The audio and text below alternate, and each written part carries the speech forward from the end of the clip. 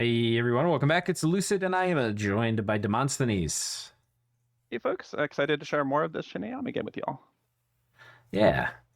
So last episode, I think we made it through turn 5 or 6? Yeah, 6. And now we're back with turn 7. So yeah, so far you guys have been doing great expansion. You've been hitting 2 to 3 provinces a turn most of the time, and doing pretty Yeah, cool budget expansions with Shuten Doji, Dai Bakemono, O Bakemono, and Bakemono, using a lot of the roster. yeah. I think I would say that this is about as good expansion as you can hope for when your second expansion party gets wiped a bump on turn 5. Right, Um, yeah. Yeah, that was almost a spiteful bump. It was almost like they knew you were. I mean, because they brought everything. yeah, yeah. I would be unsurprised if he had a scout who saw what was coming.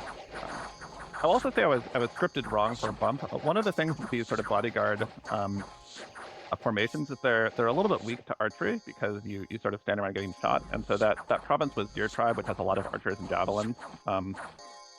And so I was definitely motivated to sort of put my troops not in the bodyguard formation, which I think Yeah, I would have still lost and probably lost the profit too, but probably killed some more stuff in that bump. yeah. Okay, so you got a really good event. A magic site. You got a silver deposit in your capital. That's 60 gold to turn for the rest of the Yeah, game. yeah. Yeah, so it's turn 7, 2,400 gold over the next 40 turns. Obviously you'd much prefer it all right now, but our two scales are doing their job. Though we Yeah, also lost, I think, 10 PD, so right. I spent the money to replace Oh, 5 of it. So I think I'm down gold this yeah, turn from events in the capital, but pretty yeah. good. Well, the good ill winner giveth, but they also taketh away. So Yeah. Recruitment is notable this turn. We're making our very first mage, and I think it's actually really important to not procrastinate this too long because I started having the fear that what if my lab burned down in the capital, that I'll be unable to make mages this game. oh god, you'd literally have Um, to get a merc or something. yeah, we Really gotta get a funny. mark, and that's probably the answer. Yeah, But you wouldn't want to. As funny as it is, you wouldn't want to tell anybody because then they would upbid mercs. Because yeah, yeah. that's Um, funny. there's obscure on offer, so there would have been a solution. But the other thing to note is we can now see Asphodel on our border Right. to the west. On a scale Um, of 1 to 10, how excited are you to see Asphodel as a neighbor? we'll call it 2. That's Uh, two. Yeah. yeah, they're really strong in Dominion 6, and I think they're one of the nations that if they chose to rush us, we'd have a very hard time fending it off. So I actually had a negotiation with him this turn where basically I think I just asked him what his plans were or whatever, and he proposed that he get the horse tribe and I get the forest below that as the most natural thing, because I think I mentioned I was in position to take that southern forest that he's not quite in range for. Right. And I ended up saying, actually, why don't you take the forest and I take the horse tribe? That's probably more what you want. And he was like, yeah, that's definitely my interest. So we actually signed a NAP 3 with my getting the horse tribe and my getting dibs on that weird cave marrow thing up to the north. Yeah. And Wait, this one? yeah. So Damn, he was on that's a board weird one for him to give up. Yeah, I think basically I told him it's the only cave entrance that I'm realistically going to get, and I think for him it's pretty expensive to take early, and so he was okay with that deal. We'll see how that works out long term. But one of the things that I'll mention is that Asphodel is a top kill nation, and basically part of what this entails for my plans is that I'm probably going to park my profit on that border, try and keep the Dominion out as soon as he is no longer needed for expansion. So that'll be Right. a thing, that you can do when you don't need your profit to bless your main army. Yeah. Yeah. Never am excited to see Asphodel next to me. Yeah, they fight hard. They're usually pretty strong pretty early. They've got a pretty strong early portion of the power curve, and you don't get much if you kill them. It kind of sucks. Well, I will actually say that you do get something very special if you kill them, which is that their capital makes six nature gems a turn. And concentrated gems like that basically gets you control of Mother Oak, or whatever. There is a lot of value in that, but yeah, it's That depends a lot though, of work to right? get it. Like, yeah, I mean, you're Yeah, no, getting one is 5 gems a turn, right? He gets 6, but also no population. I I'd think take the 5.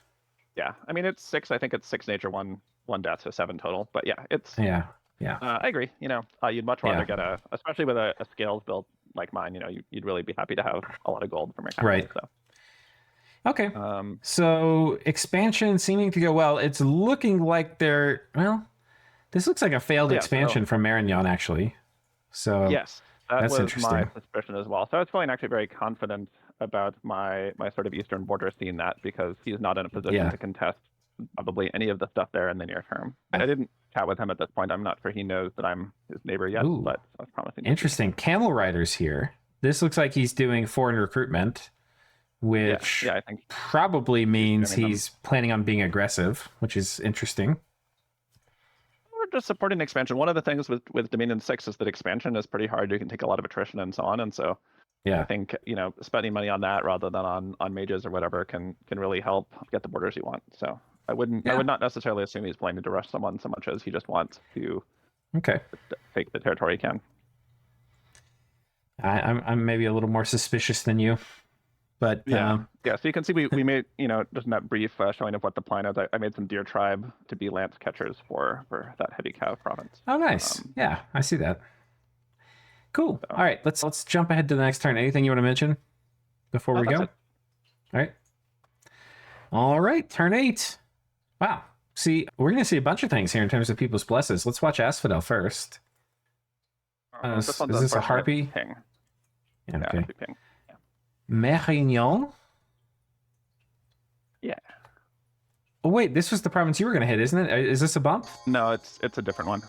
Oh, okay. I sent a scout sort of deeper into his territory to see where he was going. Fire Shock, Poison, Undying, Enchanted Blood Surge, Unaging. Yeah. So this Very seems similar like to a, your bless.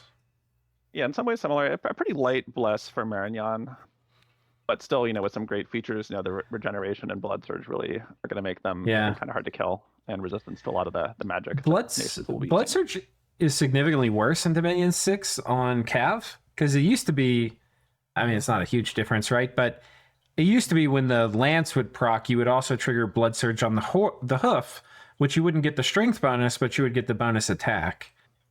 I guess in some ways it's a side grade, because now if the horse ever does kill anything with the hoof, which isn't super likely, then they get the attack, but they also get the strength, which is exactly. which is nice. But horses have been I think in practice it doesn't really ever proc. I think it was better to get the attack from the start and miss out on the damage. But yeah, I think that's right. But it's still valuable, and I think especially with any with the lance, it's really right. It's a lot of value because you get your first kill off the lance, and then your sword is able to hit through heavy protection a lot better. Yeah, but it's still like a single attack. Basically, it's like single attack units with blood surge, though. I would say this bless is very light, very heavy on scales, and not very aggressive. But that doesn't mean it's bad. It just this is not like an aggressive Marignon build. Yeah, exactly.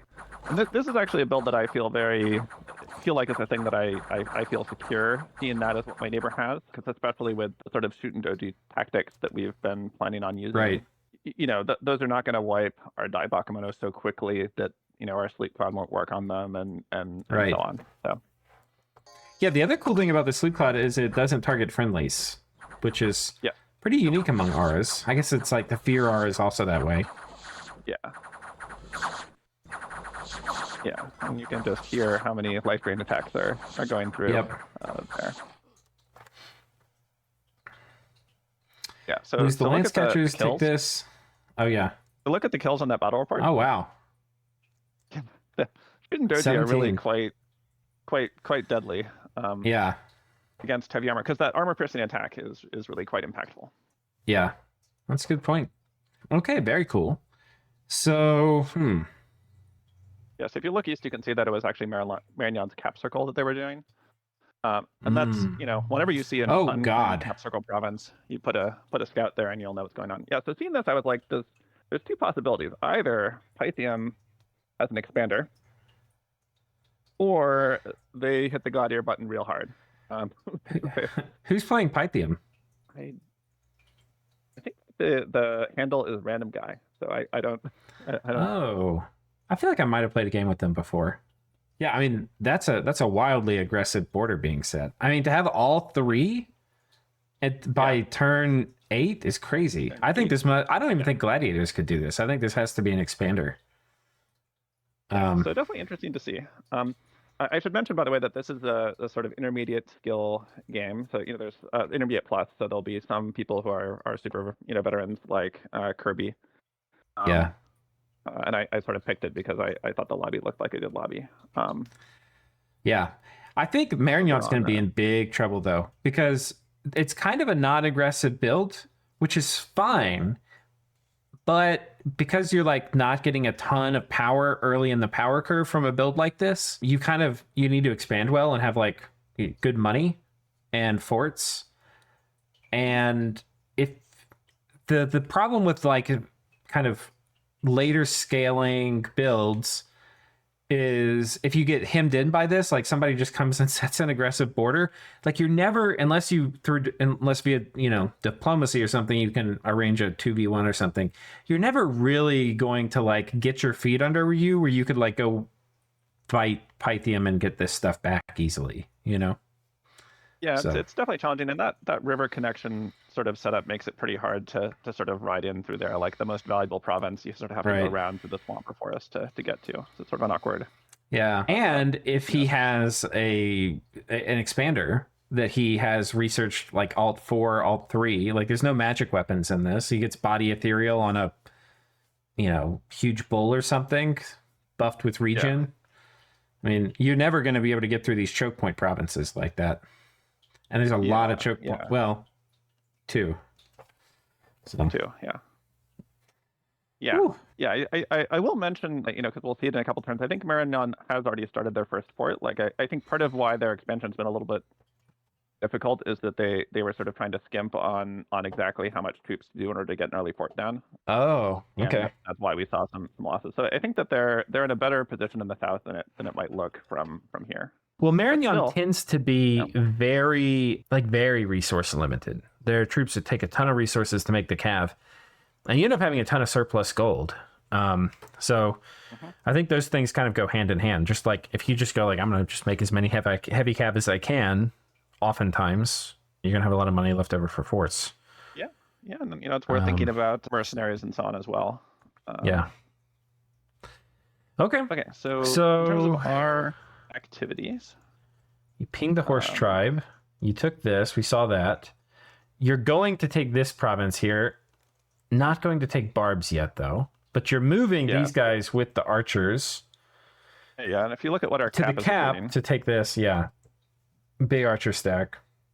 So there's a big archer stack there, which is actually moving south to a different set of barbs. And then I'm making basically 2 giant piles of barbs from the capital.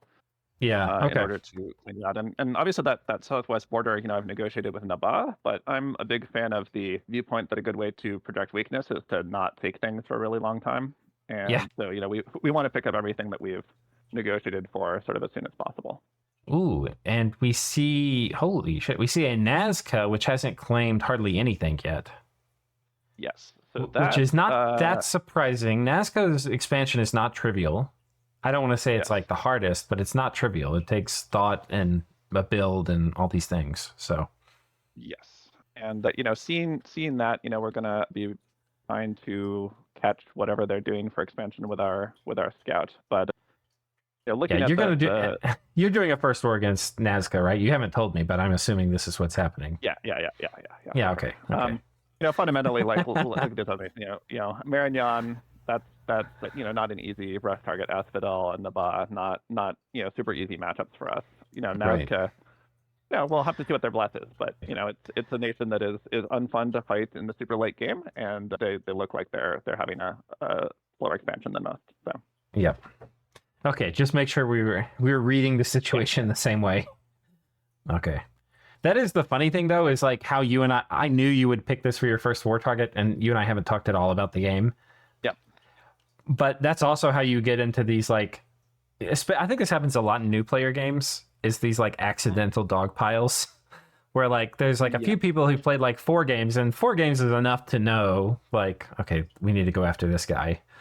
And then people have the same idea at the same time. And this, I'm not saying Nazca's a new player, but it's just like if you struggle in expansion, which happens a lot in new player games, it happens in all games, but it happens a lot in new player games, then it's very often you get ganged up on, which Yeah, In some ways, it's a nice, sweet release. You just get to go do better next time.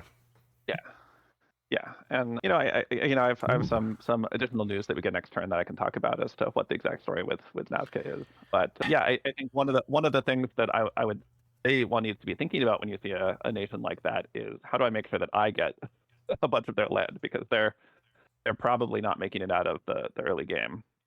Right. Yeah, and you don't want to be the last one to that party.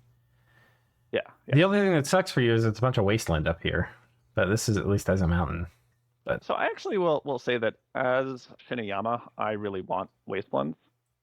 you want the gems? Is that gems are really valuable, and the backbone of Sorcerer site searches 4 paths really well. Uba can do another, and so we actually can actually get the value of gems from waste really quite early compared to most nations. So for me, the sort of I'm actually very excited to get waste, and but that really depends on what nation you're playing as to whether they're high value early game or high value sort of mid game. Okay. Good point. Let's go ahead and pull up the next one, turn 9. Turn 9. All right, turn 9. We see a global event. Yeah, so there's a comet. I love this event. There's a comet coming.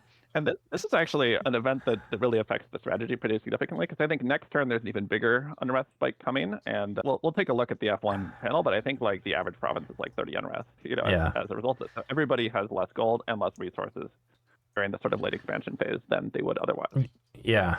Well, the other thing this means is a meteor is actually going to hit one province, and it's going to kill everything in that province, including the population, and leave behind a meteor site. I forget exactly the name of the site. It's a 50-50 chance for whether it kills the population and troops or not. But whether it's a remote area or in a densely populated area is sort of how the flavor text goes. But yeah, somebody is potentially in for a real bad time. The only times I've seen it, it's actually taken out armies. I don't think I've ever seen it hit and then not kill the. Maybe I'm just unlucky, but that's exciting though. No bumps yet. Yeah. So. Ooh, these are the things that can give you trouble, though. Okay, now the archers are shooting at the Obakamono, which is kind of not what you want. Yeah, one of the things I did positionally is I put the sort of more armored stuff in front to try and draw the archer fire. That looks like that worked in this RNG. Okay, so didn't actually lose much. I was worried you'd lose more, but yeah, that was pretty clean. Do we finally get to see the Asphodel bless? Indeed. Oh, those are black centaurs. That means this is an aggro build. Yep. Yeah. Look at that bless. Yeah. Yeah, that's going to be spooky. Yeah. It's a weird kind of counter synergy, though. Like, it's a lot of this doesn't really make sense to me together. I don't know. I think it's an extremely strong bless. So the defense +4 and unsurroundable mean that his defense right now just after being blessed is 22. It'll go down by like 5 when they go berserk. But they'll still have really quite high defense while berserk. And the sort of end result, especially if Righteous Wrath and Blood Surge get activated, is they get something like 20 attack, 20 defense skill with this bless fully active. They are. The Righteous Wrath doesn't give you defense though, does it? I thought it was just attack, morale, and damage. What is it? Yeah. Okay. So maybe it's only the ones that aren't berserk down. Anyway, you can, once they've gotten some fighting done, you can look at. Well, one of them has to die to trigger Righteous Wrath. Yeah, I think that's happened. I think one did die in the real battle, but I'm not sure anybody's died yet here. Anyway, whatever. You can add 3 to attack, defense, and 6 to morale. But that blast is still here. And you can look at how many. Okay, yeah. Sorry, we had a bit of a miscommunication. Yeah, Righteous Wrath doesn't give defense, but Blood Surge does. So that was our miscommunication there. But yeah, I was saying the anti-synergy here a bit is that, like, you kind of want Righteous Wrath to trigger, so that it happens, and for that to happen, you need to die. But if your guys have high defense, that won't happen. Yeah. So the thing is, Black Centaur are like, they're probably going to get 120 all game or something before they, from the pop kill in the capital, limiting them. Right. So I think that the sort of theory with this is that your Black Centaur are going to be a total menace to kill even one of them in a fight. But if you kill them, then they get even more dangerous. And in particular, it's really good protection against thugging these guys because if you manage, your Right. thug is going to kill some, and then they get even Yeah, Righteous Wrath more. is very good counter thug stuff. Unlike Blood Surge, where Blood Yeah, Surge yeah. doesn't help at all. Not that this nation is a thing you're likely to try and use thugs on because of the mannequins with their sleep binds, but yeah, I do not have a theory for how I would have a good time fighting this sort of stack. And you should look at just how big a pile of Bone Tribe they are going to wipe with basically no losses. Like usually, the 60 plus Bone Tribe is a thing that gets them kills. They got Berserker, they got a high damage weapon, and they basically don't accomplish anything against these Black Centaur. Yeah. Yeah, 19. I mean, Centaur are good units. Yeah. Yeah, with Berserk. Yeah, so this guy, oh no, he doesn't have Blood Surge. Let's see if we got somebody triggered with Berserk and Blood Surge. This guy does, but Chest Wound. Yeah, there. That guy. This guy is so 19. Yeah. Yeah, it's pretty, 24 piercing damage, lance attack, 21 damage hoof attack. Like these things are going to chop through a lot of things in the early game. Oh, so it did get close to 20. So it lost 4 from Berserk, but got 4 back. Yeah, and then 1 from Blood Surge. Yeah. And then 1 from XP. Okay. So. Okay. Yeah, I mean they're scary. Maybe Righteous Wrath is worth it. I'm not sure how that plays in here. But I mean the other thing too is you get repel with these guys. So that's why I was thinking it probably makes more sense to lean into attack than defense. Or like rather than to fight the defense penalty you get from Berserk. But maybe this is the better build. Do you have a non-aggression pact with these guys? Y'all talked borders, I do have a non-aggression pact with these guys, so I am very pleased that they are hopefully going to go fight somebody else, anybody else. Right? Game. Yeah. What everybody always thinks about Asphodel. Yeah. So a few sort of things that are a little subtle. This turn, we now have 3 famous heroes. You might as well look at their heroic traits. Ooh, this looks like did somebody fail to take these barbs? No, that's just a really low roll, as far as I know, because the throne is nobody else could have reached it. Okay. So yeah, heroes. Let's take a look. I forget where the hero log is now. Yeah. Oh, that was it. Okay. Yeah, so we got some. We have heroic endurance, battle prowess. Oh, unequal obesity. That's real nice. Yeah. Because the strength of these guys as a sort of super combatant or really strong thug is basically driven by how strong they are, because that's how much they recover HP. Right. That's an ideal commander to give the Halberd of Might that boosts your strength, because that boosts your second attack, and then also their max HP, because that's and with unequaled obesity, that guy can probably get it in the mid game into the 60-70 hit points after dealing a bunch of. We're very excited about that. This turn's recruitment is Kappa, I believe, or at least very nice. Kappa. Gonna try to take this, get in the cave system. Making some, and you can see I've been making mermen as well to try and get into that waste as a little village. Nice. So, okay. So this turn you're taking the barbs, sneaking in here. Oh. Yeah, I think I'm mostly just trying to position those goblins north while also trying to scout what's happening in that region. Yeah. And we're now at full sort of spending little goblins, but you can see that their expansion has improved. They took that forest to the west of their capital this turn, and they took that eastern ones. They have at least 2 parties working. Marignon reached out this turn to ask about a nap with him being able to get that southern farm, and I said sure. Given that I'm now pretty confident I want to hit Nazca, and I'll tell you the other fact about Nazca that Naba told me this turn, which is that if you look at their North Cap Circle province that they don't own, I guess we can't see it. That apparently has the Lamia Queen in it. And for folks who are not familiar, this is an event where a big horde of sort of Palispan type things, basilisks and ogres and not ogres, basilisks and ettins and things like that will attack a province, and then it gets stronger every few turns through events.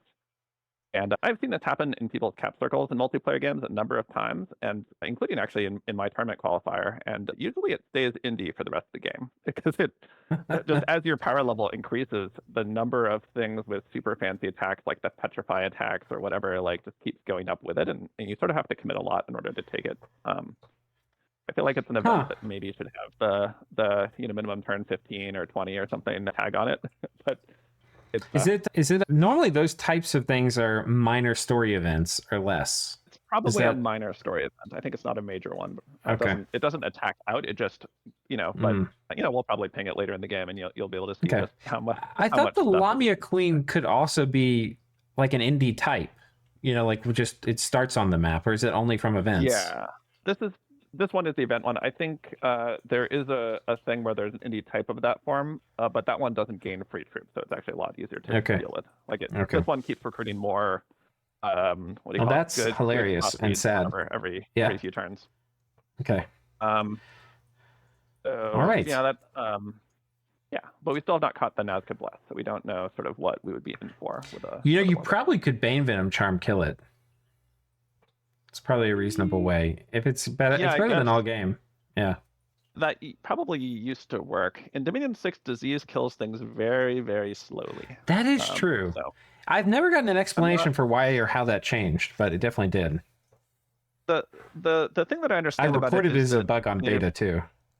Yeah, they've changed the mechanic to reducing the max HP of the unit over time, and I think that aspect is a good change because it means that you can't just like do the thing I was doing in the tournament finals where I'd ping something with my diseased mage, and cast heal and then retreat or whatever to keep it alive forever, which felt a little cheesy. That, I think it's sort of a cleaner mechanic in that sense.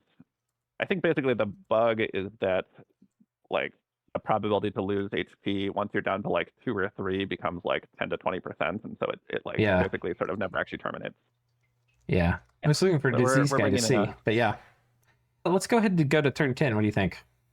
Turn 10. Yep. That's our first site searching. We found, I think, a Water 2 site. Yeah, so that's pretty good. That's super nice. Okay, a lot of battles here. I think we didn't watch the expansions last turn because I think she participated through casting web. So we can go back and watch that. So lance catchers, I'm not sure if that looks like a mistake to me, right? Or did you want to sacrifice those guys? Oh, I definitely wanted to sacrifice it. The Daibakemono do really well in melee with heavy cavalry because they have enough protection that the broadswords barely hurt them. But the lances will definitely just kill them. I kind of felt like it might have been better to sacrifice some Obakemono, but because the Yari Bakemono dudes are pretty useful. You kind of don't want them to die. Gold versus 20, 25, or 20, maybe 20 for the Bakemono. They're very cheap to replace. I think you can make 30 Yari Bakemono a turn in one of these mountains. Like it's ridiculous how many of them you can make there. Yeah. They're so cheap. Okay, so you lose a Shuden Doji, 9 Bakemono, 1 Dai Bakemono, and then your commanders. Yeah, unfortunately, I think in the actual battle they flanked my mundane commanders. Okay. Okay, so this is the first of the Barb provinces. I like how you have the little bait squad in the middle. They spend a turn there attacking before they route. Yeah, very nice. Very clean. Yeah. Okay. And we lost 21, but that's only 100 gold. Like it's really not a big expense. Yeah. And then this should also be another Barb battle. Exactly. More barbs with the archers. So this one I did not use that formation for. I think I recruited some militia to be the sort of melee bait. Or maybe they're indie light infantry. They just need to like waste a turn for the barbarians so that our archers can get the route. Just the and just the berserk keep at the end fighting. Yeah. Nice. Okay, do we see the fabled Nazca Bless? It looks like we might. This looks like a prophet, no? Just an Inca. Wait, but these are the Condor Warriors. Okay. Yeah, so it's a bunch of their sort of spearmen, so they're effectively their Spirehorn Warrior, a cool one. Oh, goodness gracious. It's not a very strong Bless. Yeah, so this is like a pseudo scales Nazca build. The player told me he won a game with this build, so I think it is a totally playable build. Like I won a game with this bless before starting this game, so it's apparently a he's had good luck with it. And my guess is that he wants to lean into sort of the Kalem-esque with Earth magic sort of vibe that you can do with the station. I like that. But you don't have a ton of power out of the gate. I mean, there's things Nazca can do that are like anti-greed, like make a bunch of long dead and stuff. And you don't need a bless for that, but this is not a strong bless build. You know, if you look at the stats on those Condor Warriors, they have 14 defense plus blur, so effectively 16. But 3 of that defense is their shield, and the Daiboku big swords hit for 26 to 28 damage, depending on whether they've got the bow or not. And that's enough that they'll just get right through the shield on these guys and still half kill them in one swing. So this is a very good matchup for me against this bless. Furthermore, birds tend to need to like outnumber you, and they can use their strategic mobility to make that happen. And it's really fucking hard to outnumber Shinuyama. Yes. So quite so.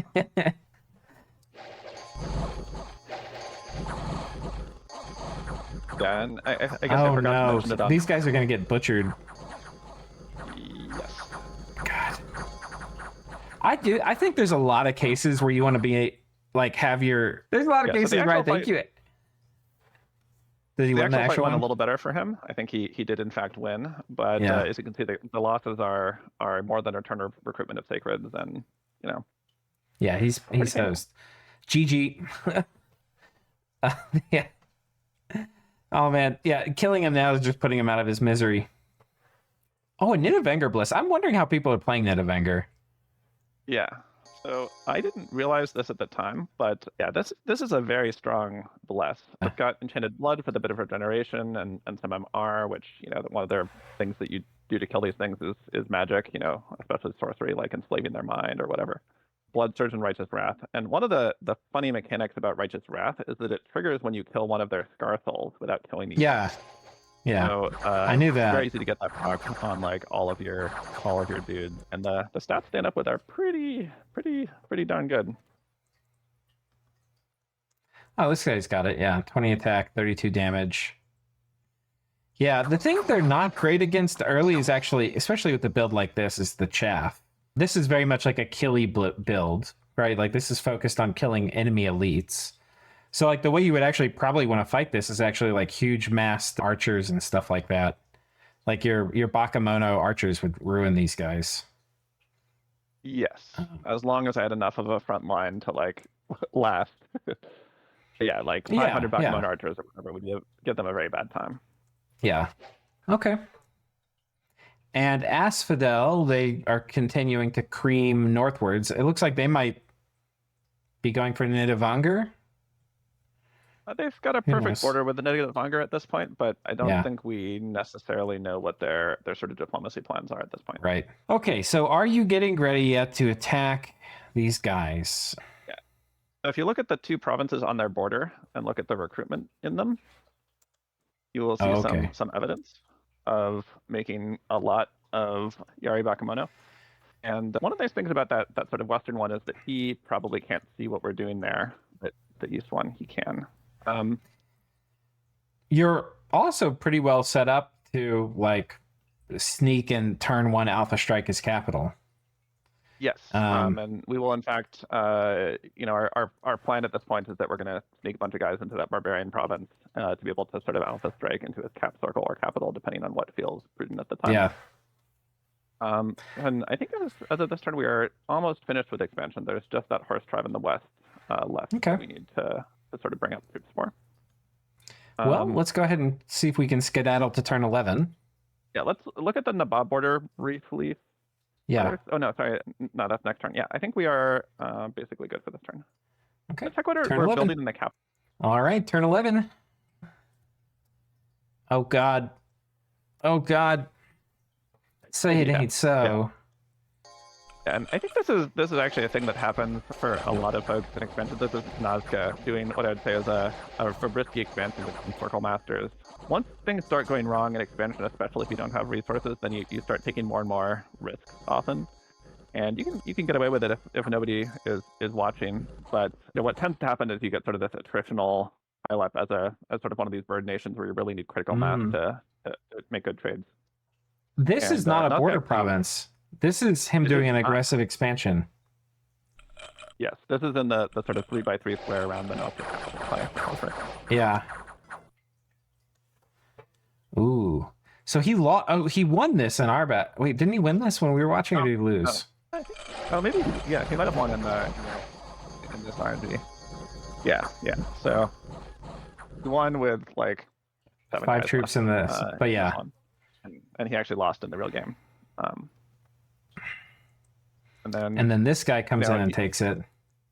Yeah, and you can't really tell how much whether they did any damage at all because the with the mid based, it would be kind of cool if there's a way to see how many scar souls like in total are between those 11.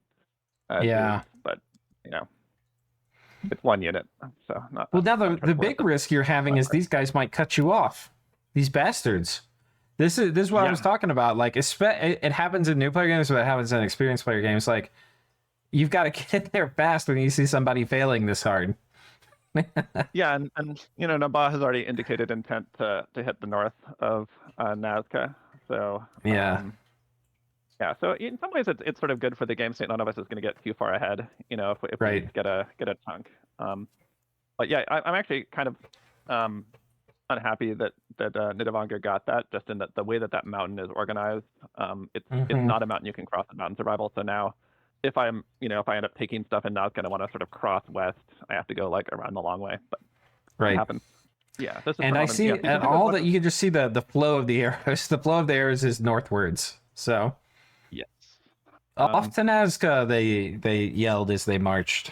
So yeah, and I guess we took the horse tribe in the west this turn, so that's the other Right. fight we should observe. Check that I out. think I actually lost a decent amount. Horse tribe are, they were dangerous in Dominion 5, but in Dominion 6, 60 horse tribe, it's a lot of units. With, with the lances and the horses and everything. yeah, I mean, kind of the way horse tribe work is they're going to sit there and shoot you while you kill them. And I think light cap for players is a lot worse because, like, if the cav dies, the whole unit's like the horse dies, the whole unit's dead or whatever. Yeah. But for indies, they don't really. That's not a factor, right? So I think that's like a hard thing to balance from 5 to 6. Is like, okay, well, if we make light cav any better, then the indie light cav are going to be super strong, and they don't care about attrition.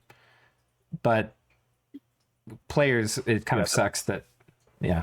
And I think they cost 20. I think that's like 1,500 gold worth of horse tribe. Like, it is a lot of troops in that position. Oh, you got some nice sites here. Nice. Yeah. 2 gems. Very lucky. And it's pretty high population too. Oh, so Marignon's finally taking this down here, making crossbowmen, and they face tank a charge from the cab. Whoops. Yeah, I think he made the attacker mistake against heavy cav. These are knights too. They're not just heavy cav. Yeah. Yeah, it's tricky. I think if you're fighting this as Marignon, you want your knights making contact, and you want them to make it right in front of your own crossbowmen, so they don't take too much friendly fire. Yeah.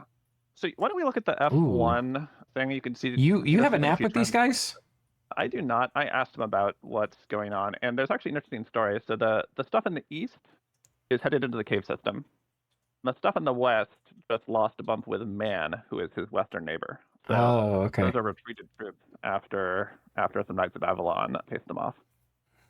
Yeah, this is definitely enough stuff on your border to be like, "What's up, bro?" Yeah. And why don't you click on the treasury tab just to get a look at how we're spending our money? It's in the upper left. Yeah. You can see we are spending 700 gold on troops, and I think this turn in this current version, I'm recruiting a Backmono sorcerer, but I think I actually end up switching that to an Uba to make even more little goblins. And the motive is actually these are going to be goblins not on the war front, just to patrol down my enormous amount of unrest that I have from that comet thing. Like, so if you look at the F1 table, like the average province has like 20 something unrest. Like, it's really quite hurting my income. Yeah, kind of hard to see in the graph. The graph still goes up, but yeah, I believe you. If you hit F1, the F1 table, has, you can see a bunch of 20s, 30s, 37, 49, etc. So yeah, it's a big deal. That's sort of one of the things that worth spamming troops for. And that's, I think, all I had for turn 11. All right, let's go to 12. All right, in turn 11. I'm sorry, 12. So, looks like we finally got some attack orders happening. So that's exciting. Yes. Yes, I think this will be probably a good last episode for this, or last turn for this episode. Right. So it looks like we have standard trash goblin rating, which excels against 6 PD, but doesn't really excel against that much more. Yeah, I'd say even 34 goblins is a little light for 6 PD. It's it's sort of going to depend on the PD type, but that's what I had available snuck forward, and definitely feeling that time is of the essence. I believe has Naba reached out to you? Not Naba, Nazca. I think I don't remember. I definitely remember, I think, having a friendly chat with him probably this turn where I tried hard to not talk about what I'm up to. I think he did not attempt to suggest a nap or anything. I think so. You can see that the sort of suggesting a nap when you're in this position also kind of looks weak, but it does give you intel if the people are going to attack you like this turn or not. Yeah, so. I think. And I unfortunately made, I don't know whether it was a mistake, but I happened to ask Nidavanger, if they're planning to rush Nazca or while we were chatting or whatever. And anyway, I don't think I felt comfortable avoiding telling him about how much I'd seen Nazca lose all their stuff or whatever. So anyway, I think Nidavanger is attacking him this turn as well. And I think this is just going to be the partition of Nazca as sort of what ends up happening. Yeah. But I will say that I'm prepared fully to go and fight a player at this point. If you click on the income tab in the upper left, you can see just how many troops I have. The other one, that one. So we have 273 Bakemono show. Scroll down to the bottom. 273 Bakemono show, 144 Bakemono archers, plus the actual elite troops of the Dai Bakemono and so on. This is most people do not. That's a player killing army. 400 troops on turn 12. Yeah, you're ready to go.